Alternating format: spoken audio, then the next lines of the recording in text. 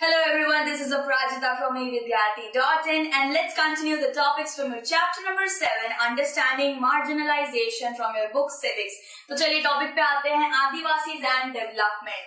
ठीक है, आदिवासी and development, इसका क्या मतलब होता है कि आदिवासी जिस जिस जगह पे रहते थे उधर हमारे भारत ने कितनी ज्यादा तरक्की कर ली. ठीक है, आप तो जानते हैं कि आदिवासी फॉरेस्ट जगह में ज्यादा रहते थे जहाँ पे मिनरल्स रिसोर्सेज बहुत अच्छी अच्छी चीजें वहां मिलती थी. और फिर क्या हुआ, माइनिंग करके उन जगहों को अपने कब्जे में कर लिया, माइनिंग स्टार्ट हो गई, इंडस्ट्री स्टार्ट कर दी गई और आदिवासी बेघर हो गए. ठीक है, सो यहाँ पे हम जरा गौर करते हैं. Many empires were dependent on forest for animal, herbs, honey, wax, copper, metal ore, gold, silver, diamond, इतनी ऐसी बहुत सारी चीजें थी. अगर मैं आपको बोलूं कि भाई हमें पेड़ क्या देता है, हमें नेचर क्या देता है, तो आप भाई लड़ी लगा दोगे, क्योंकि नेचर सिर्फ देना जानती है, वो कुछ लेती नहीं है. प्रकृति माँ बहुत सारी चीजें देती है हमें. और फॉरेस्ट में कौन रहता था? ट्राइबल लोग रहते थे जो उसका भाई बहुत अच्छे से ख्याल रखते थे. ठीक है, सो भाई क्या क्या मिलता था हमें? ये जितनी भी चीजें मिलती थी ना, वो ट्राइबल लोग ही एम्पायर्स यानी कि बड़े बड़े राज्यों तक पहुंचाते थे. जी हाँ, ट्राइबल लोगों को ही फॉरेस्ट का हर चीज का ज्ञान था. उनको बहुत अच्छी इंफॉर्मेशन रहती थी इन सारी चीजों के बारे में. सिर्फ इतना ही नहीं, बहुत सी ऐसी चीजें हैं. ठीक है, तो आप देखिए यहाँ पे आ जाता है भाई एनिमल्स यानी कि घोड़े, हाथी, ये सब भी तो चाहिए होता है ना राज्य के आर्मी के अंदर. सो वो ट्राइबल लोग लाके दिया करते थे. ठीक है, फिर आ जाती है हर्ब्स, आ जाती है हर्ब्स भी ट्राइबल लोग लाके दिया करते थे. फिर क्या आ जाता है? हनी आ जाता है, हनी भी ट्राइबल लोग लाकर दिया करते थे. और साथ ही साथ सोना हो गया, डायमंड हो गया, ऐसी बहुत सी चीजें थी जो ट्राइबल लोग प्रोक्योर करके उनको ला कर दिया करते थे. ठीक है, उनके पास डीप नॉलेज थी पूरे के पूरे फॉरेस्ट के बारे में.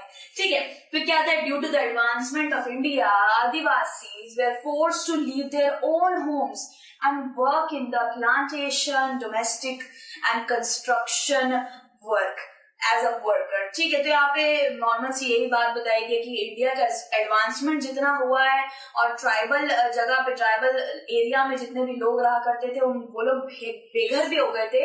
क्यों हो गए थे? क्योंकि ऑब्वियसली इंडस्ट्री सेटअप हो गई थी वहां पे, डैम्स, बांध बना दिए गए थे. एडवांसमेंट से ले लीजिए, कुछ भी जोड़ लीजिए एडवांसमेंट या डेवलपमेंट से, तो ये सारी चीजें उन्हीं के घर में, भाई घर तो उनका फॉरेस्ट ही था ना, सो उसको हटा के ये सारी चीजें आ गई और वो बेचारे बेघर हो गए. और फिर क्या, अपना कामकाज तो चलता ही रहना चाहिए ना, उनको पेट तो पालना ही था, सर्वाइवल तो करना ही था. तो उन्होंने मजबूरन एज अ डोमेस्टिक वर्कर, और मतलब झाड़ू वाड़ू कटका करना, साथ में कंस्ट्रक्शन साइट में यानी कि कंस्ट्रक्शन करने के साइट में उन लोगों को काम करना पड़ा. साथ ही साथ प्लांटेशन में काम करना पड़ा, एज अ एग्रीकल्चर लेबर काम करना पड़ा.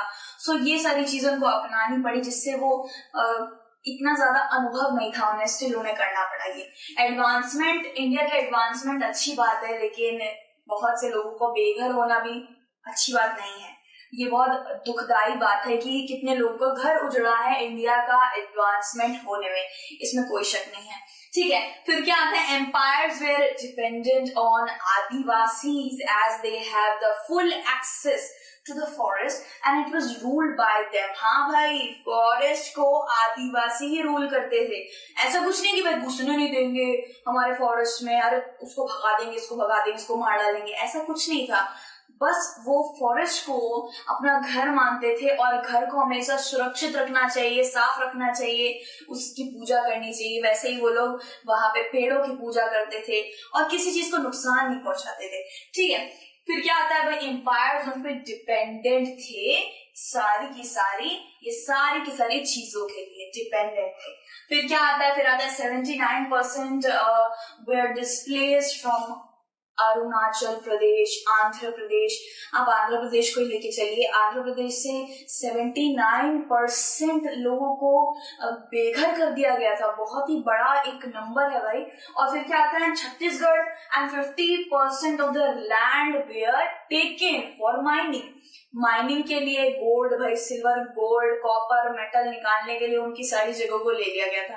काफी रिच जगह पे रहते थे ना वो, रिसोर्सेज सब कुछ काफी रिच होती थी. ठीक है, फिर क्या आता है? Their laws, their tradition, custom, way of living, well, temple, cremation ground. आप समझ सकते हैं शमशान घाट को भी नहीं छोड़ा, शमशान घाट को भी ले लिया गया था। कुछ लालची लोग होते हैं, कुछ बुरे लोग होते हैं उन्होंने, लेकिन ऐसा नहीं कि हमारी गवर्नमेंट ने कुछ करा नहीं। हमारी गवर्नमेंट ने बहुत से ऐसे पॉलिसी, लॉ, एक्ट बनाए हैं जो आदिवासी ट्राइबल लोगों को क्या करता है, सिक्योर करता है, सेफ गार्ड करता है। वो आपके दूसरे चैप्टर है ना, चैप्टर नंबर 8 में, आप उसमें वो समझे, कन्फ्रंटिंग मार्जिनलाइजेशन। ठीक है, सो यहाँ पे क्या बताया कि वो अपना ट्रेडिशन खो बैठे थे, कस्टम, भाई तौर तरीकों में भी वो कुछ नहीं कर पा रहे थे, अपना पूरा कल्चर खो बैठे थे। साथ ही साथ भाई कुआं, टेम्पल, बहुत चीजें बनाई होगी ना उन्होंने फॉरेस्ट में, सब उजाड़ दिया गया था। ठीक है, और क्या बनाया गया था, कंस्ट्रक्शन बना दिया गया था, कंस्ट्रक्शन करा जा रहा था और इंडस्ट्रीज बना दी गई थी। बहुत दुखी वे में कहना पड़ा कि कितने लोगों का घर उजड़ा था डेवलपमेंट के लिए। ठीक है, सो आदिवासीज और डेवलपमेंट आपको समझ आ गया ना कि क्या इसका सिस्टम बन रहा है। ठीक है, बाकी जितने टॉपिक्स है वो हम नेक्स्ट वीडियो में कवर करेंगे। Till then take care, bye bye.